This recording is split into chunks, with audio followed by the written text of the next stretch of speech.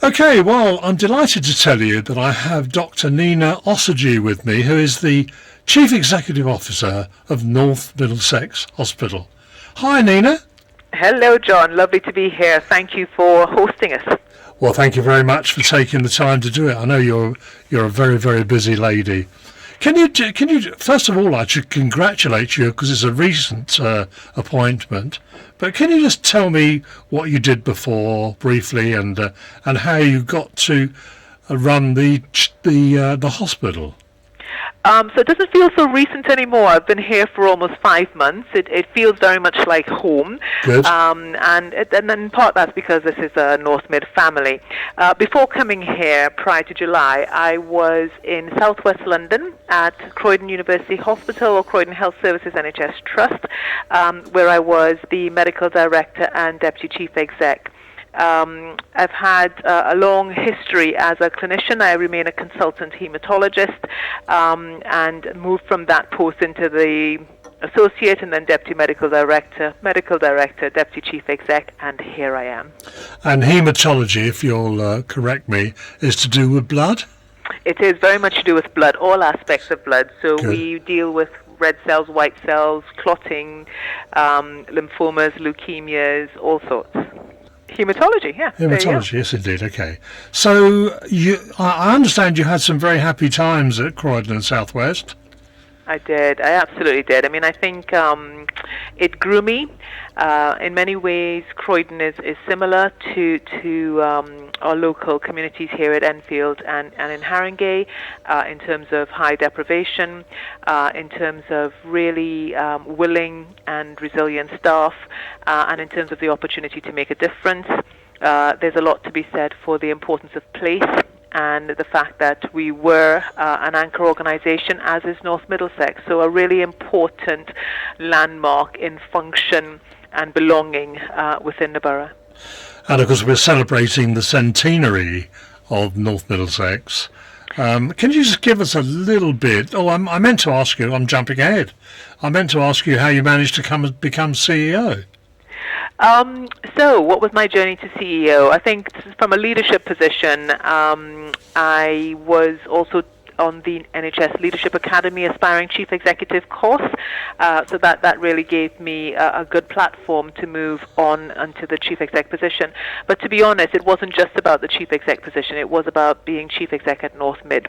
And there's something really special about that. So being able to be in a hospital which is rooted in its community with the opportunity to make a difference, working in a system and with a team that is so cohesive. This is absolutely the opportunity I was looking for at a time of change where we have a real opportunity to shape the future in a way that's generationally responsible and just, looking at health inequalities, looking at how we collaborate rather than compete, looking at how we work as part of an ICS, but also in terms of vertically integrated systems within place. So it's a really exciting time, a really exciting place, and I'm absolutely delighted to be here. And I think it's probably fair to say that the North Mid has really started to improve considerably over the last few years. Absolutely. So I have to call out my predecessors. So Maria Kane was here before me, Andy Heaps was here on an interim basis, and the executive team here. I think there's been a lot of work that's gone on at North Mid. And I think we are changing the narrative. Often that takes a long time. Reputations tend to stick, but there is an incredible amount of great work that is done at North Mid that we are going to be celebrating. And there's no time like a centenary year to start talking positively about some of the accomplishments within the Trust. Would it be fair to say that it's a teaching hospital?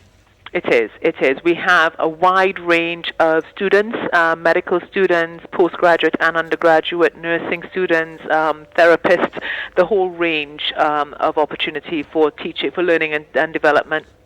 And as a teaching hospital, I mean, there's something about learning the theory of whatever you do, but there's something about the experience of leading and learning in an organization such as the North Mid, which I think just prepares you for life. So many of the North Mid alumni will go on to be capable, experienced, and confident individuals in their future careers.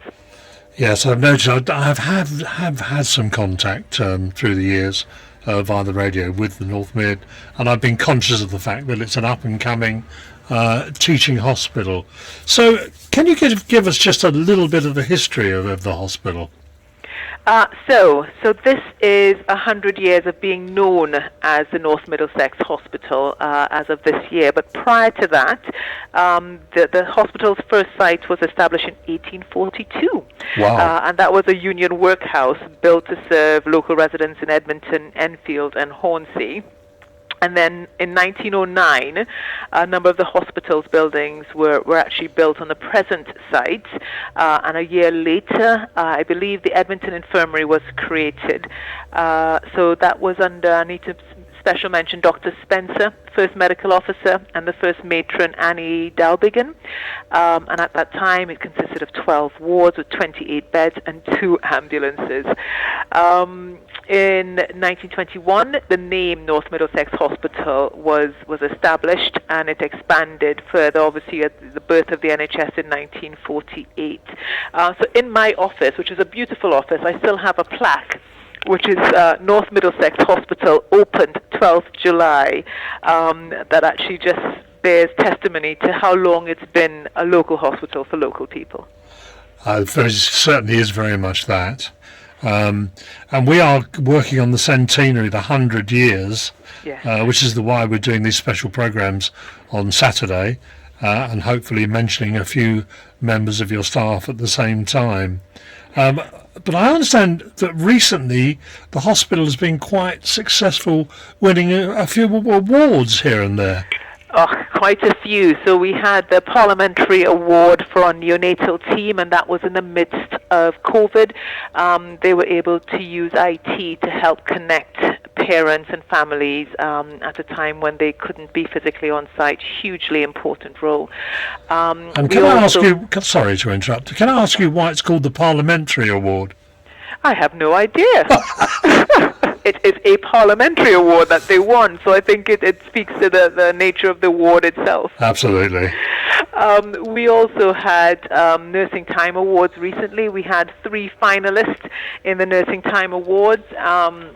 And these were for Children's Services of the Year, Managed Long-Term Conditions of the Year, and Nurse Leader of the Year, so finalists in all 3 categories, and took home the prize in the long-term conditions, and that was to do with our pediatric sickle cell service, and you have no idea of the passion and dedication that they demonstrate.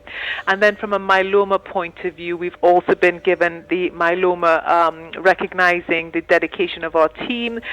We've managed to also take home our myeloma award. So many awards recently. Fabulous. And that's a difficult one, isn't it? Myelomas are so difficult to notice and treat.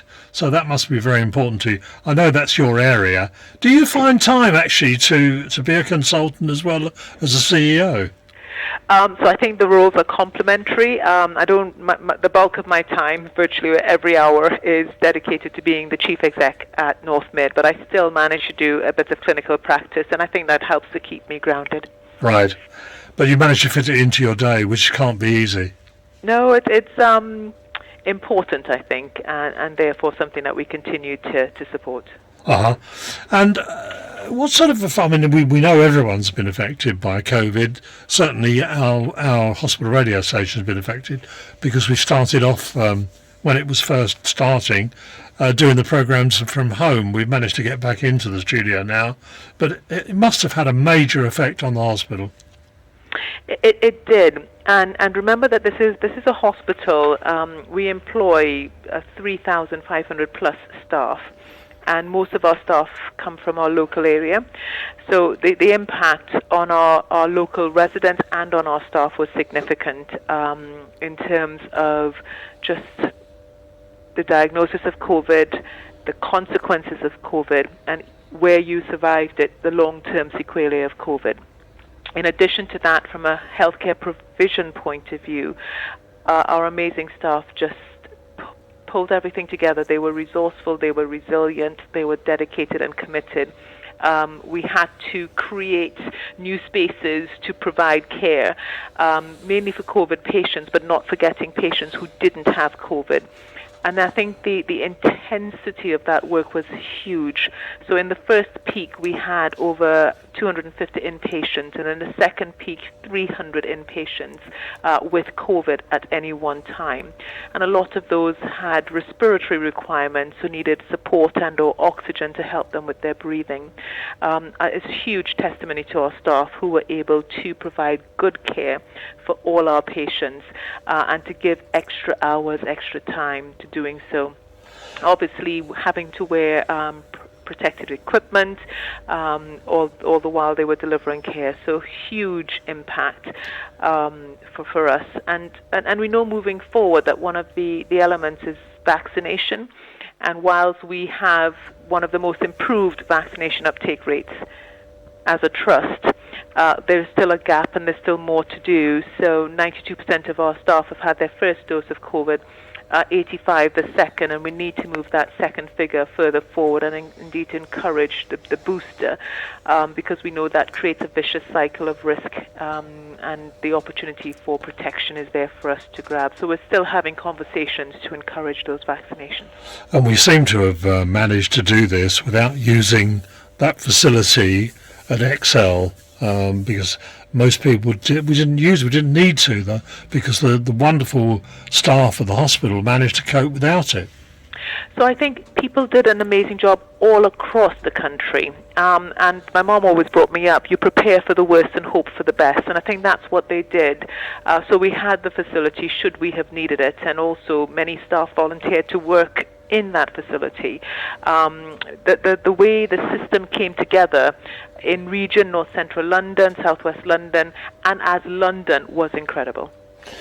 And we shouldn't go any further without mentioning what the staff have been through, because it was an absolutely torrid time for them. It was. And of course for us, our protection for COVID, the hands-face space continues on site, and even when it was relaxed off-site, we have continued to maintain that infection prevention and control measure to reduce the risk of spread, particularly with our vulnerable population, but also for our staff.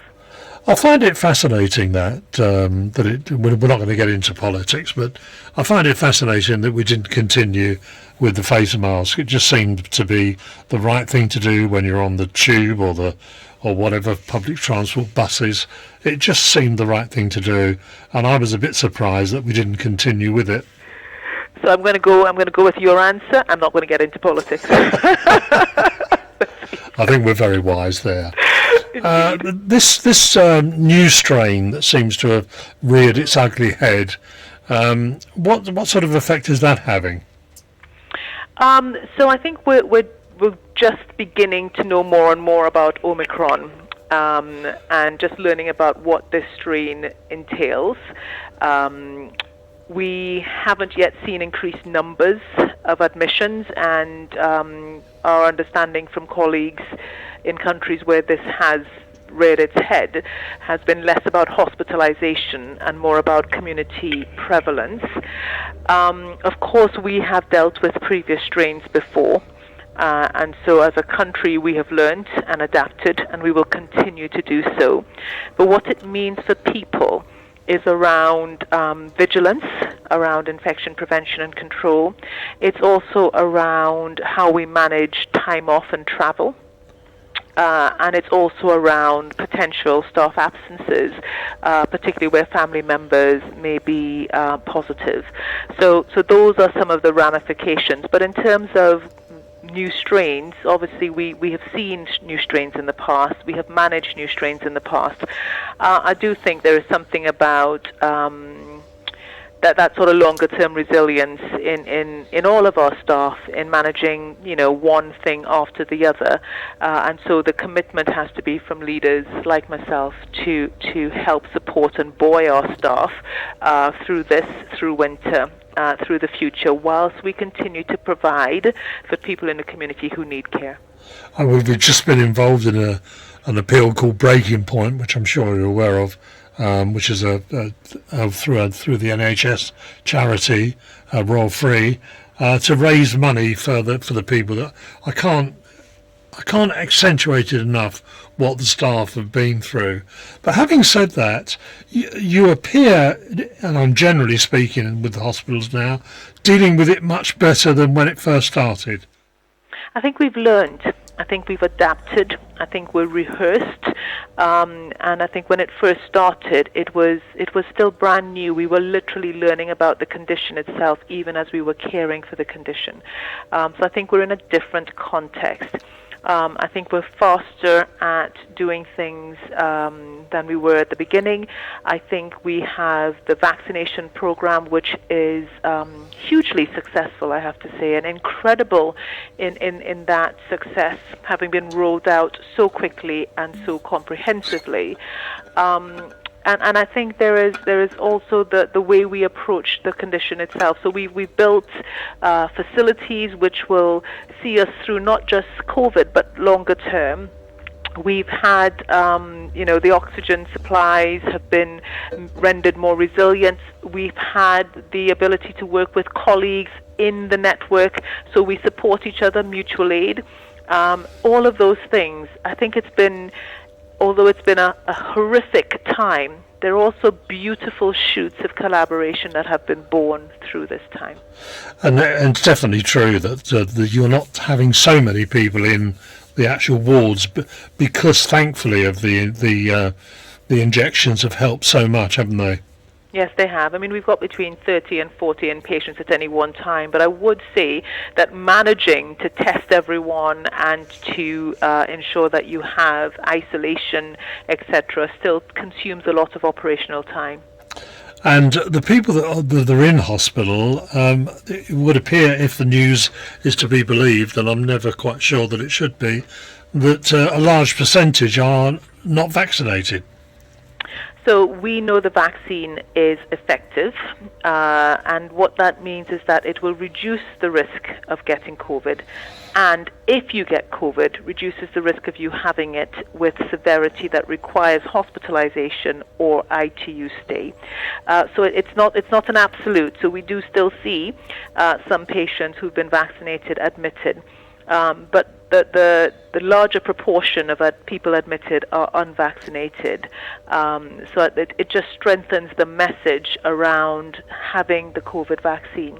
Of course, the vaccine has been around now for a longer period of time, and so people who were initially a little bit risk-averse and reticent would have seen millions of people now have the vaccine and remain safe. It went through really rigorous regulatory pre-release testing, and that was facilitated by everyone focusing on this one thing instead of 6 million other vaccines that might have taken their time and their attention. So yes, I think very much in a different position now. Nnenna, I found it absolutely fascinating talking to you, and quite frankly, I could have gone on for another hour and a half. Not a problem. It's been enjoyable. It's been really enjoyable. But I know that we don't have that kind of time, and but I really have really appreciate what you come on and talk to us and given us the benefit of your opinion. Thank you very much for that. And I understand we are going to finish with one of your favourite songs. Just before I do that, John, could I possibly a shout out to one of our local residents, Gary Boudier, who authored a book called The History of North Mid, and shared his knowledge of our hospital. And he attended our Centenary Expo that we hosted last month. I want to say a special thank you to Gary for his dedication to the Trust, and we look forward to working with him in the future. You've asked me what my favorite song is. I struggled to find one, and I was thinking about, music like smell takes you back in time and just triggers different memories. So I have, when I was younger, I liked a particular song. I grew up in Trinidad, and it's by a Calypsonian, so social commentary, and it's called Progress by King Austin. And if you ever find it and listen to the words, it's almost prophetic in terms of us talking about climate change right now. My mom, I think, there's a beautiful song called Sweet Mother, which always reminds me of her. And then, because I've got 4 children, This Is Me from The Greatest Showman, I think a hugely important anthem in terms of always being proud of who you are. And then Jerusalema, because I can do the Harlem Shuffle now, and my 20-year-old taught me to do it, and it's a brilliant song to do it too. But what I would put as my favorite song for today, probably very relevant to the conversations we've had about our staff and how we look after each other, is Lean on Me by Bill Withers. Well, we're going to end by playing Bill Withers and Lean on Me. Nnenna, once again, thank you so much for your time. We really appreciated it, and we look forward to speaking to you again. It's been a pleasure, John. I look forward to meeting you in person one day, and I really appreciate you helping us to celebrate our centenary year. Thank you.